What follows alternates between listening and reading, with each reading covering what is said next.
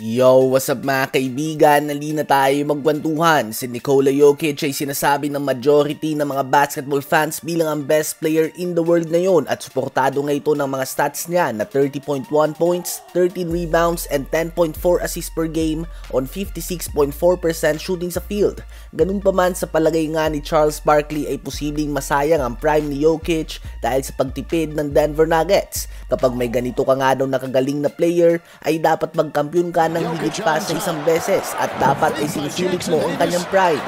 Ang Nuggets nga daw ay nawalan ng dalawang key bench pieces dahil sa pagtipid nila at dapat na gumawa umano ito ng galaw ngayon upang manatiling title contender. Dinagdag din ni Shaquille O'Neal na dapat ay bumalik na ang dating laro ni Jamal Murray na so far ay may average lang ngayong season na 17.4 points, 4.1 rebounds, and 6.2 assists per game on 42% shooting sa field, minus 4 points per game nga yan kumpara sa nakaraang season. Well, si Jokic nga mga kaibigan ay 29 years old pa lamang at sabihin na natin na may 5 taon pa siya sa kanyang prime. Subalit ang Nuggets nga ay tila ba nakontento na sa isang championship at hindi na sila naging mapagpursigi na mapanatili ang mga tulad nila KCP, Bruce Brown, Jeff Green at Reggie Jackson, mga key pieces sa kanilang bench noong championship run nila.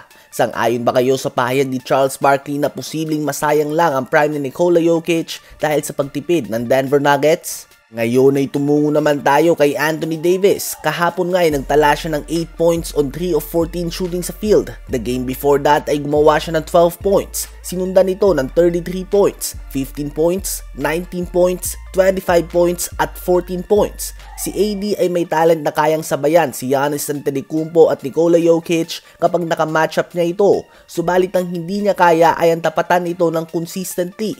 Kung sa tatlong pagkikita nga nila sa isang season ay pwede matapatan nito o mahigitan ni Davis. Ganun pa man kung bibigyan mo sila ng 15 games, si Jokic at Giannis ay magpapakita ng consistent na stats habang si AD ay may mga games na mukha siyang superstar at minsan naman ay nagmumukhang role player lang ito. At ito nga ang pinagkaiba ng dalawang international stars kay Anthony Davis. Ito ang dahilan kung bakit may 3 ng MVP si Jokic at may 2 si Giannis. At si AD ay wala pa din hanggang ngayon despite his talent.